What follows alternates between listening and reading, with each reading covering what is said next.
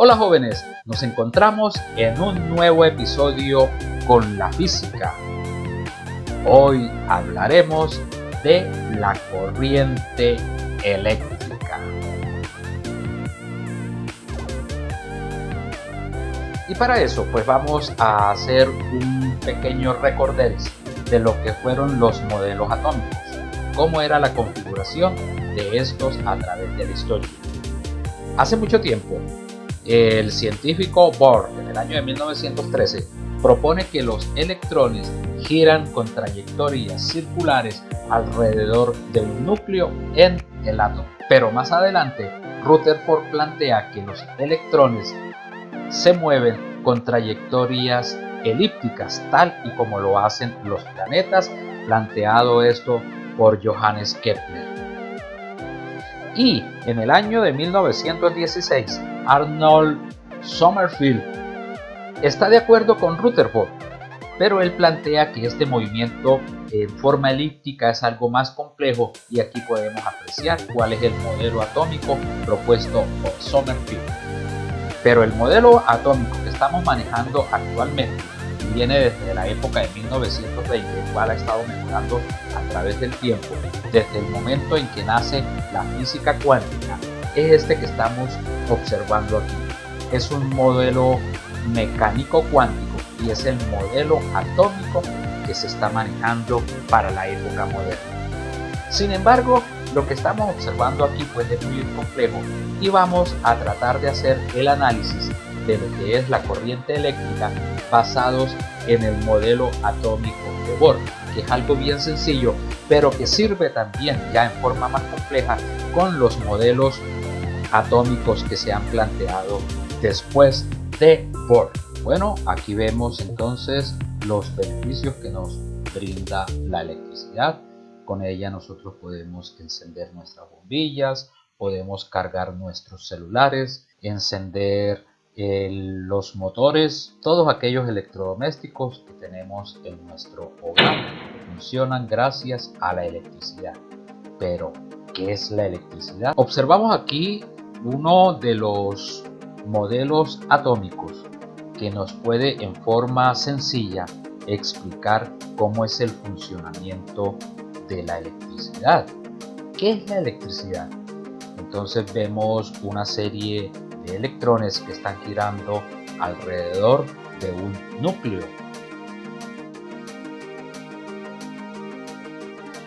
Pero llega un momento en el cual, por alguno de los métodos que ya hemos manejado en clases anteriores, que uno de esos electrones se desprende del átomo. Y en el momento en que él se desprende, pues aparece el concepto de el electrón libre, y lo podemos apreciar en este momento cuando él está abandonando el átomo. Este que observamos aquí es un átomo con carga eléctrica neutra, y llega un momento en el cual uno de los electrones abandona el átomo con uno de los métodos que ya hemos visto en clases anteriores, y ya el átomo deja de tener una carga eléctrica neutra y ahora tendrá una carga positiva, porque la cantidad de protones es mayor que la de electrones. Pero ese electrón libre no queda digamos que solo en el espacio, sino que él es atraído por otro tipo de átomos que tienen otra carga, y él está viajando de esta manera de un átomo en otro átomo. Está saltando. Hay un movimiento continuo de electrones. A ese movimiento continuo de electrones es lo que llamamos corriente eléctrica. Y aquí vemos ya el esquema de lo que es la corriente eléctrica. Un flujo continuo de electrones.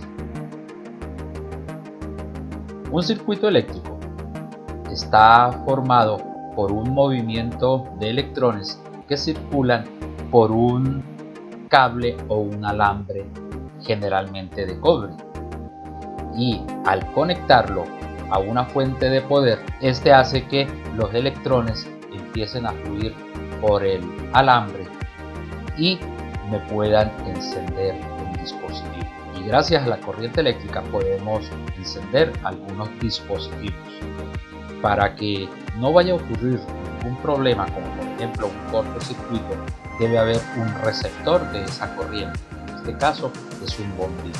Y aquí tenemos entonces el flujo continuo de electrones, en el cual en realidad ellos se mueven desde la parte negativa, circulando por el alambre hasta llegar al polo positivo. Este es el movimiento de electrones. Esto es lo que ocurre en la realidad. Pero desde hace mucho tiempo se viene manejando el sentido convencional, en el cual los electrones fluyen desde la polaridad positiva hacia la negativa, y este sentido convencional es el que se maneja bien, a pesar de que el sentido real es el que observamos aquí, donde estamos dando el cursor, saliendo ellos desde la parte negativa, circulando por los alambres hasta llegar a la polaridad positiva. Entonces aquí podemos observar que tenemos una serie de electrones que se están moviendo con trayectorias circulares, y aparece el concepto de electrón libre. Ese electrón libre pues está circulando de átomo en átomo, y esa circulación de electrones, ese movimiento constante de electrones, es lo que llamamos la corriente eléctrica. Pero para que todo esto surta efecto, debe existir un generador o pila, la cual me va a ejercer una presión sobre los electrones. Recordemos que estuvimos también analizando lo que era la diferencia de potencial en clases pasadas, y allí se estaba realizando un trabajo para mover una carga eléctrica desde un punto A hasta un punto B. Pero para que todo también surta efecto, debe existir un elemento receptor, que puede ser una bombilla, una resistencia calefactora, por ejemplo las que tenemos en las estufas eléctricas o en las planchas, o también los motores de un ventilador o cualquier aparato electrodoméstico que haya en nuestras casas. Si ese elemento receptor no existe y unimos dos cables, pues se puede presentar el famoso cortocircuito, y esto puede producir de pronto algún incendio. Entonces hay que tener mucho cuidado con esto, y ojalá que los cables estén conectados a un receptor. Entonces vimos en una de las diapositivas anteriores que el sentido real del movimiento de los electrones salía desde la polaridad negativa hacia la polaridad positiva. Eso es lo que ocurre normalmente, pero por convención se ha establecido que ellos se mueven desde la polaridad positiva hacia la negativa. Observa aquí esta gráfica, ya estamos empezando a manejar algunas simbologías correspondientes a la corriente eléctrica. Esto que observamos aquí, siempre la polaridad negativa la vamos a simbolizar con una rayita más pequeña que la polaridad positiva, y este círculo con esta X aquí me representa un bombillo incandescente, en otras palabras una resistencia eléctrica. Pero la comunidad científica entonces ignoraba, en el momento de establecer este sentido del movimiento de los electrones, ignoraba la existencia de los electrones, y en esa época pues se decidió lo que estamos observando acá, y es lo que se ha seguido manejando actualmente. Entonces de aquí en adelante nuestras gráficas van a ser así, con el sentido convencional, siguiendo con el error científico de épocas anteriores, pero que no afecta en nada el análisis del movimiento para la corriente eléctrica.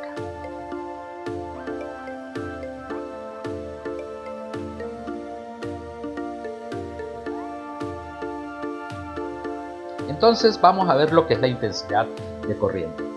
Para poder medir la intensidad de corriente, pues existe un dispositivo llamado el amperímetro. Y la intensidad de corriente es la cantidad de carga que atraviesa la sección transversal de un conductor. Entonces aquí tenemos un alambre que puede ser de cobre, y acá tenemos, acá donde estoy indicando con el cursor, la sección transversal. Es un corte que se le hace a este alambre, obteniendo de esta manera pues un diámetro. Y si nosotros conectamos este amperímetro en este lugar donde está indicando el cursor, pues vamos a poder calcular la cantidad de electrones que se mueven a través de esa sección transversal. Aquí tenemos entonces ese movimiento, y esto es lo que me determina a mí la intensidad de corriente, la cantidad de carga que pasa por esta sección transversal en determinado tiempo. Y tenemos entonces que la intensidad es igual a Q sobre T, cantidad de carga sobre el tiempo. Las unidades de intensidad, nosotros sabemos que la carga se da en coulombs y el tiempo se da en segundos. Y tener coulombs sobre segundos, esos son los amperes o también amperios, y se simboliza con la letra A mayúscula en honor a André Ampère. Recordemos que las unidades de medida que vienen de nombres de científicos se simbolizan con la inicial de su apellido en mayúscula, aunque hay algunas excepciones. Entonces aquí tenemos también el concepto de lo que es corriente alterna. La corriente alterna es una corriente que cambia de sentido varias veces por segundo, y lo podemos visualizar en esta gráfica, que en algunos momentos el flujo de electrones va hacia la izquierda o va hacia la derecha. Entonces ese cambio hace que aparezca la corriente alterna, y esta generalmente es la que se maneja para los aparatos electrodomésticos en nuestra casa, cuando los electrones los podemos obtener a través de un circuito que viene desde un transformador que se encuentra en nuestras casas. Y aquí tenemos la corriente continua. La corriente continua es una corriente en la cual se mantiene el mismo sentido del movimiento de los electrones, y esta se obtiene ya con pilas o con baterías. Vamos a hablar de la fuerza electromotriz. Se simboliza con la letra griega epsilon, y este epsilon también se le conoce entonces como Fem, diferencia de potencial o voltaje. Entonces, si estoy diciendo que la fuerza electromotriz puede ser también esa diferencia de potencial, recordemos que las unidades de medida de diferencia de potencial se daban en volts o voltios, y por lo tanto el mismo voltaje. Ese voltaje o esta fuerza electromotriz se mide con un dispositivo llamado voltímetro. Acá tenemos el multímetro que me permite hacer mediciones en amperes, en voltios y en ohms. Entonces tenemos el voltímetro específicamente para medir la fuerza electromotriz. Y la fuerza electromotriz entonces se define como el trabajo por unidad de carga. Las unidades de esa fuerza electromotriz en el MKS, entonces nosotros ya sabemos que el trabajo se da en joules, correcto, y la carga se da en coulombs. Muy bien, entonces tendríamos joules sobre coulombs, y tener joules sobre coulombs, esos son los voltios o volts, y se simbolizan con la letra V mayúscula en honor a Alejandro Volt. Un voltio es la diferencia de potencial cuando se realiza un trabajo de un joule sobre un coulomb. Las unidades de la fuerza electromotriz en el CGS, entonces tendríamos el trabajo se da en ergios y la carga se da en statcoulombs, y tener un ergio sobre statcoulomb, eso es un statvoltio. La potencia de un generador eléctrico se simboliza con la letra P mayúscula. Si recuerdas, el año pasado habíamos establecido que la potencia era igual al trabajo que realizaba una máquina en determinado tiempo, pero hace rato dijimos que la fuerza electromotriz era igual al trabajo por unidad de carga. Si despejamos el trabajo acá, obtenemos esta expresión, y reemplazando este trabajo en la expresión de la potencia, nos va a quedar que potencia es igual a la fuerza electromotriz por la carga dividido entre el tiempo. Pero nosotros sabemos que la intensidad de corriente es igual a la carga por unidad de tiempo. Reemplazando esto en potencia, nos queda que la potencia es igual a la fuerza electromotriz por la intensidad de corriente. O también la potencia es igual a la diferencia de potencial por la intensidad de corriente. O también la potencia es igual al voltaje por la intensidad de corriente. Y ya nosotros habíamos dicho en clases anteriores que la potencia se da en vatios o en watts. Se simboliza con la letra W mayúscula en honor a James Watt. Vamos a hacer el análisis de un primer ejercicio. Me piden calcular la intensidad de corriente que circula por un conductor. Entonces vamos a hacer la gráfica de la situación planteada. Aquí tenemos una serie de alambres. Este símbolo esto que estoy indicando aquí con el cursor es el símbolo para un interruptor, y este es una resistencia eléctrica que puede ser un bombillo. Fíjate que aquí tenemos el receptor y le hemos colocado un amperímetro, que es el que me va a medir la cantidad de carga que pasa por estos alambres. Entonces, ¿cuánto vale la intensidad de corriente si por ella circula 1,2 por 10 a la 6 electrones en un tiempo de un microsegundo? Listo, esa es la gráfica de la situación planteada, pero nosotros sabemos que un electrón equivale a 1,602176 por 10 a la menos 19 coulombs. Ahora, ¿a cuántos coulombs equivale 1,2 por 10 a la 6 electrones? Entonces tenemos que la carga es igual a esto. Aquí tendríamos una regla de 3. Y tenemos de esta manera que la carga equivale a 1,922612 por 10 a la menos 13 coulombs. ¿Por qué hemos hecho este proceso? Porque la intensidad de corriente es igual a la carga por unidad de tiempo. Entonces ya tenemos aquí la carga. Listo. Entonces tenemos que intensidad de corriente es igual a carga por unidad de tiempo. Reemplazamos los valores y un microsegundo equivale a 1 por 10 a la menos 6 segundos. Hacemos las operaciones matemáticas y nos da 1,922612 por 10 a la menos 7 coulombs sobre segundo. Y tener coulombs sobre segundo, esos son los amperes. Y esta es la intensidad de corriente que circula por este circuito eléctrico. Ejercicio 2. Me están hablando de una estufa que tiene determinada potencia, entonces vamos haciendo la gráfica de la situación planteada. Tenemos esta estufa, tiene una potencia de 8 por 10 a la 3 vatios y está circulando una corriente de 72,72 periódico amperes. ¿Cuánto es el voltaje que se le proporciona a esa estufa? Entonces, solución. Nosotros ya sabemos que la potencia es igual a la fuerza electromotriz por la intensidad de corriente. Pero recordemos que esa fuerza electromotriz, este épsilon, es el mismo voltaje. Entonces tendríamos que potencia es igual al voltaje por la intensidad de corriente. Despejemos voltaje, reemplazamos valores y nos queda 110, y los vatios equivale a joules sobre segundo y los amperes equivalen a coulomb sobre segundo. Utilizamos producto de extremos sobre producto de medios, simplificamos los segundos y nos queda joules sobre coulomb, y tener joules sobre coulomb, esos son volts o voltios, o sea que el voltaje que está circulando en este momento es de 110 volts. Un ejercicio 3 de análisis. Me están planteando dos situaciones, que el voltio es la unidad de FEM en LSI. ¿Será cierto o falso? Porque un voltio equivale a la diferencia de potencial cuando se realiza un trabajo de 1 joule sobre coulomb. ¿Será cierto o será falso? La anterior pregunta consta de una afirmación, que es la primera parte, y una razón, aquí está, precedida de la palabra porque. Entonces me dan estas respuestas.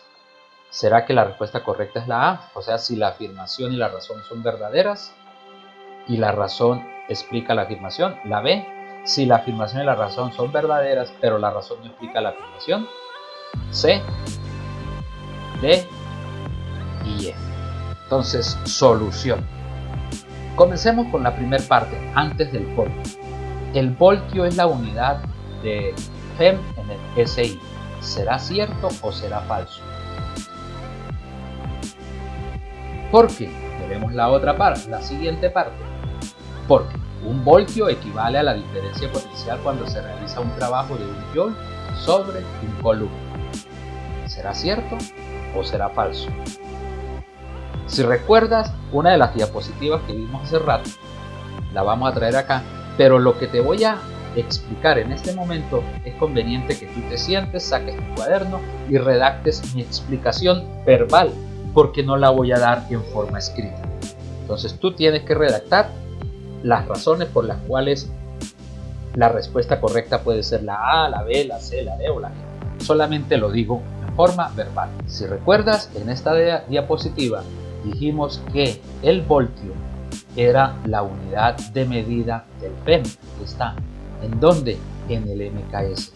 O sea que la primera parte es verdadera.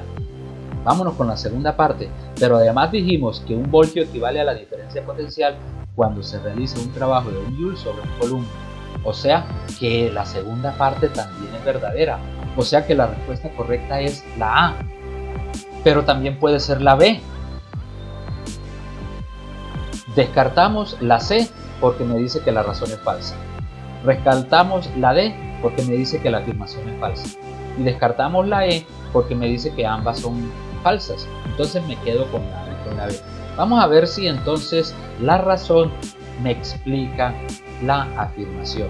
El hecho de que un voltio sea la diferencia de potencial cuando se realiza un trabajo de 1 joule sobre un coulomb, eso no me explica el hecho de que el voltaje sea la unidad de medida del sistema internacional. Ambas son verdaderas, pero esta razón no es la causa para que los voltios sean la unidad en el sistema internacional, en este caso en el MKS. Entonces la respuesta correcta es la B. Si la afirmación y la razón son verdaderas, pero la razón no me explica la afirmación. Respuesta correcta, la B. Espero te haya quedado claro el tema. Nos vemos en un próximo episodio con la física.